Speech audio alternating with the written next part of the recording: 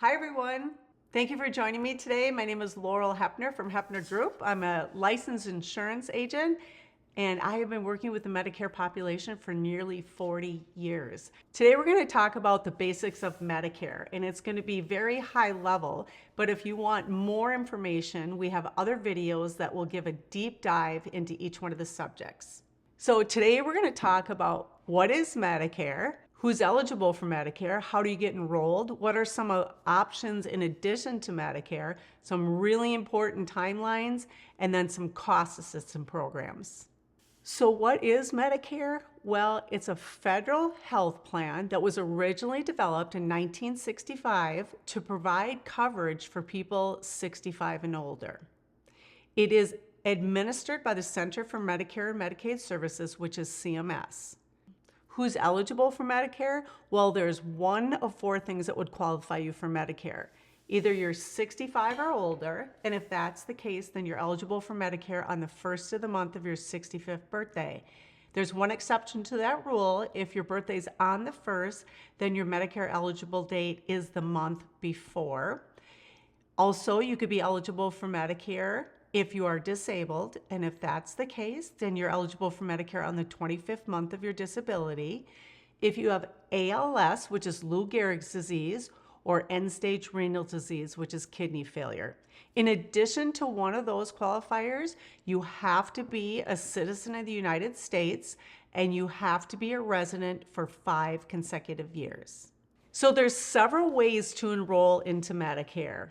I think the easiest way to do it is to go to ssa.gov. It's an online enrollment. It takes you about 15 minutes to do it. You have to create an account, and then you can apply for your Medicare right online. Now, you can do that within 3 months prior to your requested effective date. No earlier than 3 months prior to your effective date.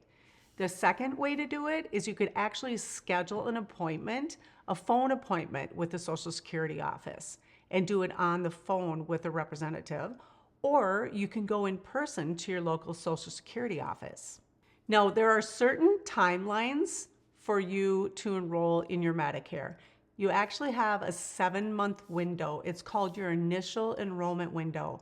You can apply for Medicare 3 months before your birthday month. You can't start your Medicare early, but you can actually do the paperwork and get your enrollment processed. You can apply the month of your birthday or 3 months after your birthday. So that's your initial 7-month enrollment period. Now, if you are going to continue to work or you're going to be covered under a spouse's employer plan, then you don't necessarily have to apply for your Medicare when you turn 65. You can apply at a later date as long as you can show proof to Social Security that you've been covered under an active employer plan. You can start your Medicare at a later date with no penalties.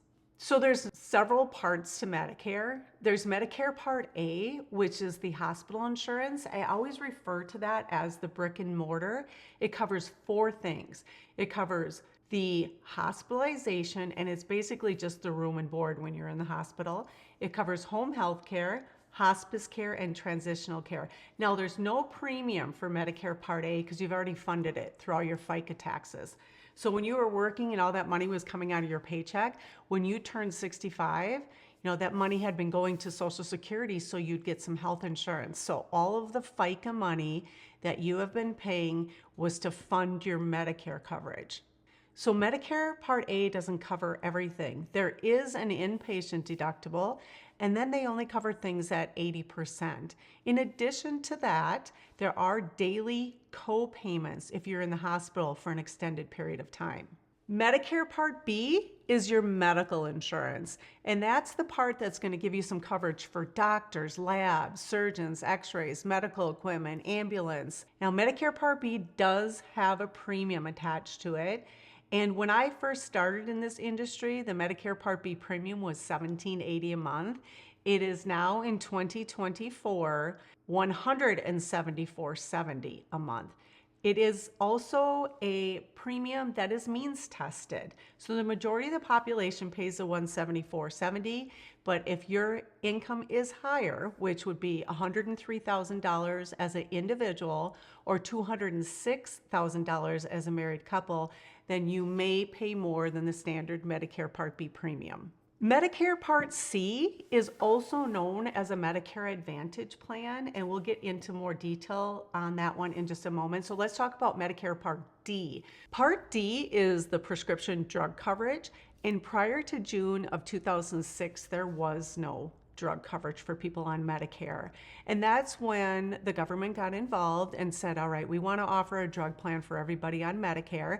There were 40 million people on Medicare at that time, and Medicare just didn't have the staff to sign up 40 million people all at the same time. So what they did is they went out and contracted with the insurance companies.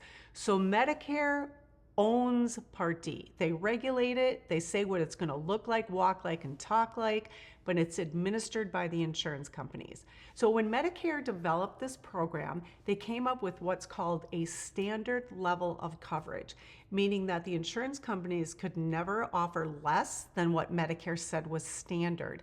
But they also gave the insurance companies a lot of leeway to develop their own program. So each one of the insurance companies is a little different when it comes to their drug coverage. They all have their own premiums, they all have their own co-pays, they all have their own pharmacies that they want you to purchase the prescriptions from.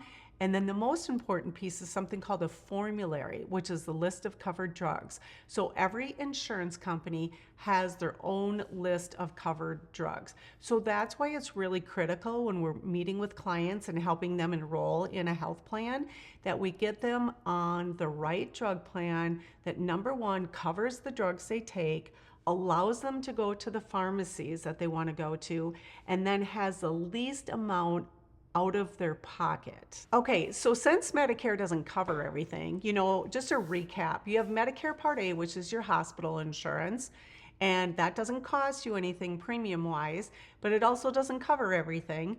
It has a high deductible, and then there's daily co-insurance if you're in the hospital. Medicare Part B, that's the medical insurance, that's the doctors and all the other ancillary services. That's the one that has a premium attached to it. And then you have Medicare Part D, which is the prescription drug coverage. Now, because Medicare Part A and B, because they don't cover everything, people will get insurance in addition to Medicare. And when you do that, you will have a choice between a Medicare supplement plan and a Medicare Advantage plan. Now, Medicare supplement plans, I kind of call them piecemeal, because when you have a Medicare supplement plan, you would have Medicare, your A and B, which would be the primary payer, and then you could choose a supplement that would be the secondary payer. And in that scenario, the Medicare supplement plan would pick up some of the services that are not covered by Medicare as far as deductibles and coinsurance. But Medicare supplement plans do not include or do not cover things that aren't covered by Medicare. So if Medicare said a service is not eligible, then the supplement wouldn't cover it either. Now, supplements don't cover drug coverage, so you would have to have a separate Part D drug plan to go along with your Medicare and your supplement. The other thing that Medicare doesn't cover and supplements don't cover are routine eye exams, routine hearing exams, and all of that extra added value stuff. So you could technically have Medicare as primary, the supplement as a secondary payer. You could have a separate Part D drug plan, and then maybe if you wanted dental, you could have a separate dental plan. If you wanted eyewear and routine eye exam coverage, then you could have a separate eye policy.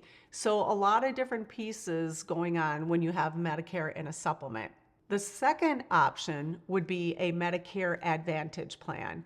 Now, the way Medicare Advantage plans work is they're kind of all inclusive. So they basically become your Medicare, your supplement, your Part D drug coverage, your dental, your vision, all under one program. And there's only one payer, so it's a single payer. What happens is Medicare pays the Medicare Advantage plan to be the sole payer of the services.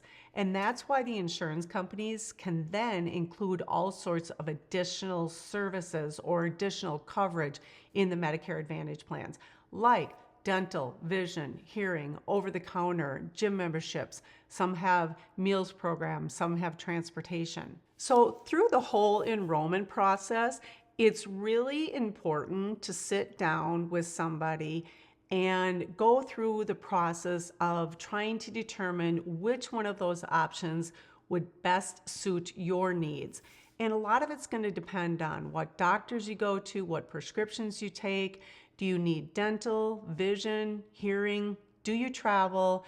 And everything in between. So once you're enrolled in Medicare A and B, and you've made a choice of whether you are enrolling in your Medicare supplement with a standalone drug plan or you enroll in a Medicare Advantage plan, there are opportunities that will allow you to make changes. Every year we go through something called the annual election period, and it starts on October 15th and it runs through December 7th. And during that window, if you decide you want to make a change to your Medicare Advantage plan, you could fill out 5 different applications if you want for 5 different companies, but the last application in the door by December 7th is what your new plan would be on January 1st. And it used to be that was it. January 1st, you had your plan for the year. And then about 5 years ago, Medicare implemented another enrollment window called the open enrollment period, and it's for people that are on Medicare Advantage plans. If you decide that you want to make another change, you can do that between January 1st and March 31st. Now, during that window, you can just make one change. If you fill out an application in January to change your Advantage plan, it goes into effect on February 1st. If you do it in February, it's March 1st, and if you do it in March, it's April 1st. And then April 1st, it's literally called the lock-in window.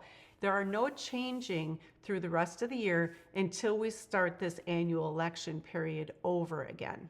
There may be a special circumstance that people will be allowed to make a change during the middle of the year, and those are called special enrollment periods. If you moved to another state and you were no longer eligible to stay on your current Medicare Advantage plan, if you left an employer plan, if there was a disaster, which we had some of those with the hurricane, if you meet certain criteria, then you may be able to change your health plan during the middle of the year. So with everything we talked about today, everything seems to have a fee attached to it or a premium attached to it. So Medicare Part A doesn't cost anything.